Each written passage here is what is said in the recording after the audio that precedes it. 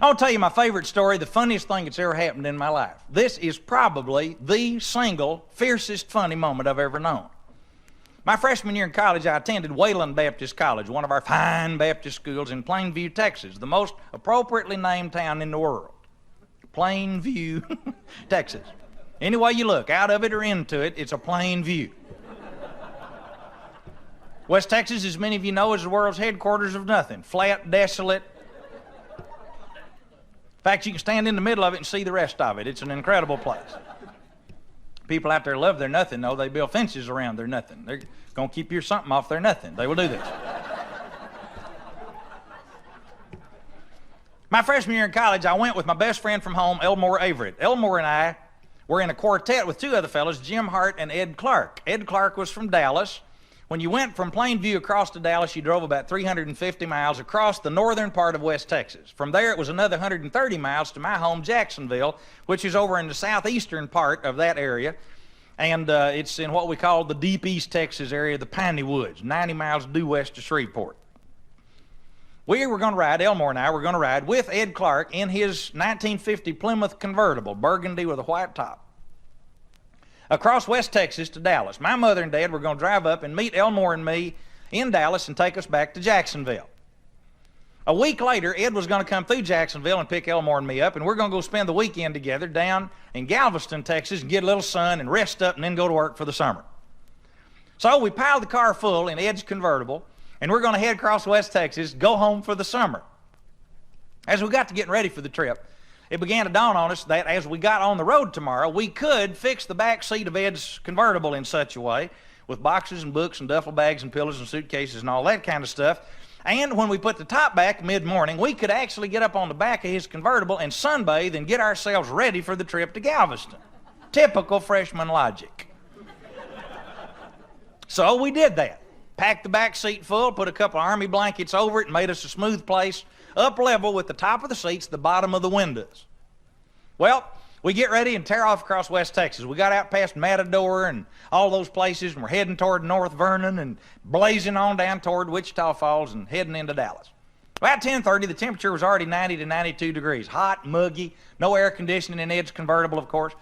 And so about 10:30, I said, Ed, why don't we put the top back and let's get some sun? Ed says, great. So we pulled off the side road and put the top back.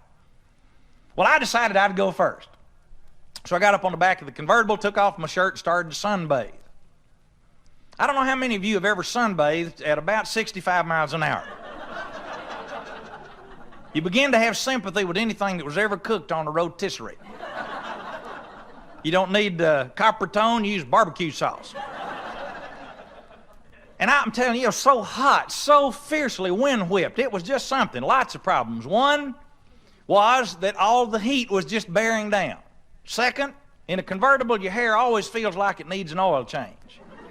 Whiplashing and zinging you in the face. Third, other cars would pass us going the opposite direction, doing approximately the same speed. They're doing, say, a 65, we're doing 65. They kick up a little piece of gravel, a chip of glass, chunk of debris. Now, I can tell you one thing, that kind of stuff loves nothing more than the exposed portion of somebody's body. It will hunt it and find it, just like a homing pigeon. Bing, you got it.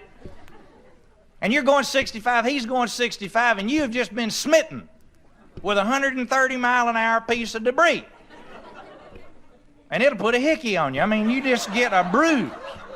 And that's hard to explain to you folks. What happened to you? Well, this 130-mile-an-hour debris hit me. Sure it did, John. So that was the problem. The fourth problem, and I guess one of the worst parts of it for me, I had on a pair of Levi's that had not been washed since September, and this is late May. In fact, you leaned them up against something when you took them off. And I've got my knees doubled up because you don't want to hang your heels in the wheel as you're cruising down the highway. So I'm doubled up on the car trying to get some sun, and the back of my knees are in an absolute rash. Sweat is running in my sweat socks and in my wallet. It's just down my calf and thighs. I'm dying, sweating, miserably, miserably hot. 45 minutes was all I could enjoy of that. I decided it was time for me to get down, and Elmore decided it was time for him to get up, my best friend Elmore Averett. Elmore was 6 feet and a half inch tall, weighed 132 pounds. Played football in my high school for the B team. Defensive left end, should have been a yard marker. He'd walk through the locker room just wearing nothing but sweat socks, and he looked like a Q-tip bent in the middle. That was Elmore. With a helmet, he looked like a chapstick. Number was 11. When he ran, he had a 1 under each arm. This is Elmore. Sandy auburn, red hair, freckles, hollow cheeks, 132 pounds. 4 pounds of that was Adam's apple. Elmore actually had to wear V-neck dress shirts. It was just terrible. Now, Elmore had dressed up so we could see his girlfriend, who was at North Texas State. And as we were going across, we were going to deviate on the trip a little and run by so he could have lunch with her. So he had worn a good-looking pair of creased, pleated front, wide belt loop, skinny bottom breeches. Good-looking dress pants, had on a nice sports shirt, 4 times rolled up on the sleeves. That used to look good. No cat faces in the collar. And Elmore took his shirt off, folded it neatly, and laid it in the seat, stretched out on the convertible to sunbathe, and started having all the problems I had had. Intense heat, ricocheting debris, hair whiplashing, rash in the back of the knees, sweat in the sweat socks. Well, Elmore took about 10 minutes of that and realized that his good pants are going to be messed up by the time we get up to have lunch. So Elmore decided if he's going to sunbathe, he's got to change pants. So he gets up on his knees on the back of the convertible. Now remember, everything piled up in the back seat has you right up level with the tops of the seat. And he gets up on his knees, and there he is in clear sight, blazing across West Texas. Hitchhikers would hide behind litter barrels. I mean, they were just terrified. So Elmore gets up on his knees and shoves me forward. Now, convertible, just 2 doors. You shove the seat forward, and I'm hanging on the windshield. The wind is just blowing my head off. And I'm hanging on up here. Elmore's holding the seat up with the front of his head and rooting around down here looking for a duffel bag or something where he can find some old khakis, Levi's, or something he could put on to save his good dress pants. Ed was driving the car, about 6'2", 250, healthy fella. And Ed had already taken his shirt off. Now, he had his hair done like a lot of folks did in that day with excess of Vaseline hair oil. Used the wide teeth on the left end of the comb straight back. He could actually turn loose and steer the car with the grooves in his hair. It was not blowing, but Ed also had the hairiest shoulders I have ever seen. And blazing down the highway, here he was with his shoulders blowing in the wind and his hair locked in place. He was wearing mirror sunglasses. He could see out and you couldn't see in. Kind of like a fancy suburban church. You couldn't, and he's got his left arm out the window and back through that little vent, and he's steering on the inside of the wheel with this arm up on the seat. Elmore is up on the back, and he looked like a gopher hunting roots. Digging and searching and squirreling around. I'm up here hanging on the windshield. Ed's over here blowing the shoulders in the wind. While I was hanging on the windshield, I discovered in the floorboard a box at Elmore's feet, which had in it a number of trinkets from his desk. A teakwood elephant from India, which a missionary had brought his mother, and she gave it to Elmore to take to college. Little things like that. Among those things was the lampshade off of Elmore's desk lamp. The sun was killing my eyes. So I took the lampshade and forced it down on my head. And if you had been hitchhiking, you would have hid behind a litter barrel. It looked like a bunch of Shriners that lost the caravan. I mean, barreling. And I've got this thing look like my tassel blew off. I'm wearing a lampshade. Ed's driving with his hairy shoulders blowing. Elmore's up on the back hunting something to wear. Down in a duffel bag, Elmore turned up a swimsuit. Aha! Pulled it out, pulled the seat back. I caved in. There I sat in my lampshade. Ed was driving with his hairy shoulders and mirror sunglasses. And Elmore got up on his knees and started checking the horizon. And I looked around and said, Elmore, what are you doing? He said, I'm going to take these pants off and put this swimsuit on. I hit Ed on the shoulder. I said, Ed, stop. Elmore wants to change. No, go on, man. Don't stop. Get there. I said, Elmore, you're out in plain sight. He said, nobody's out there. He's right. It's West Texas. If you saw something coming, you had time to knit something before it got there. As far as you could see, there wasn't anything to look at. So Elmore's checking, and so I started checking with him. So I said, it's time. So Ed turned the rearview mirror so he could watch. I turned it at a 45-degree angle so I could watch. I might want to share this with somebody. And when I realized there wasn't anybody behind us and he realized there wasn't anybody in front of us, I said, hit it! So Elmore unbuckled his belt and shinnied out of those good dress pants, folded them quickly, laid them in the seat, and grabbed up the swimsuit and stuck his foot in, and then discovered a serious problem. It was a jockey swimsuit, and he was wearing boxer shorts.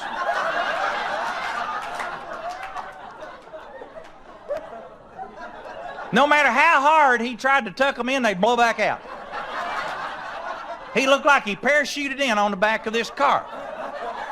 Flapping down the road, here we came. 6 feet and a half inch, 132 pounds with jockey shorts, boxer shorts blowing in the wind. I was just dying laughing. Well, I looked back and Elmore shinnies back out of the swimsuit and started checking the horizon. I said, now what are you doing?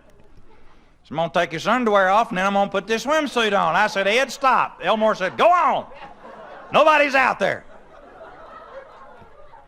So he got back up on his knees and Ed was just concentrating as hard as he could. I checked with him. Nobody was out there. I said, hit it. I turned at a 60-degree angle.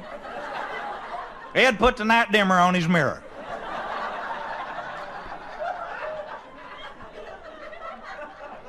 You can hear Elmore giggling at himself. You know. And I'm watching, boy, and he gets his thumbs in the waistband, gave it one more look. And here he came out of that underwear, threw it in the floorboard. There he is. In his wrist, there he is. In his class ring and wristwatch. That's it. And Elmore grabbed up the swimsuit and stuck one foot in it. We topped a hill and went right through Henrietta, Texas. Just down through town. There is no bypass. You go right through Henrietta, Texas. And the minute I saw what was happening, I hit Ed, and he looked back and just died laughing.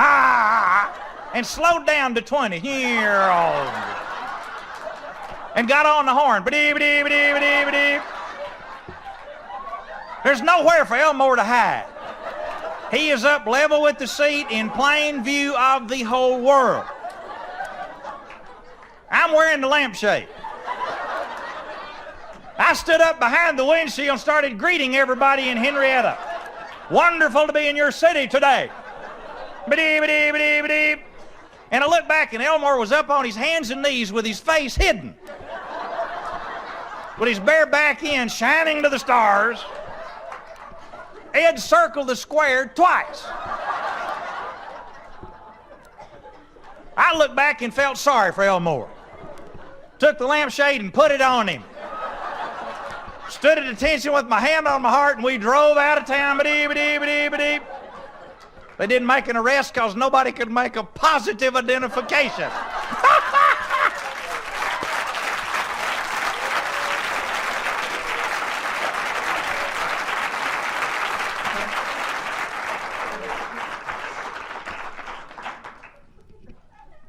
Found a beautiful quotation in the hills of eastern Tennessee in 1964, and it hangs in my den at home. And it's the thought I'll leave you with tonight, and it's really kind of the drumbeat of my soul. Carved in barnwood by some mountaineer. I have no idea who thought it up. It just says old saying. But it's a beautiful saying, and in fact, if they ever open the Bible up again for nominations, I'm going to try to get this into Proverbs. It's a beautiful thought. And it's one I leave with you because I think it's really where we all need to come out when we think about the joy of our souls. And this is the quotation. Laughter is the hand of God on the shoulder of a troubled world. Troubled world. Troubled world. Troubled world. Grady Nutt had a special gift. His joy was sharing joy. He loved to hear laughter. He loved to touch people's lives with laughter and with love. You'd never find anyone with a bigger heart for his fellow man than Grady. Grady loved everyone, and everyone whose life was touched by this special human being never walked away without a smile. Grady said that laughter is the hand of God on the shoulder of a troubled world. So, Grady, we say to you, thanks for the joy, thanks for the love, but most of all, thanks for the laughter.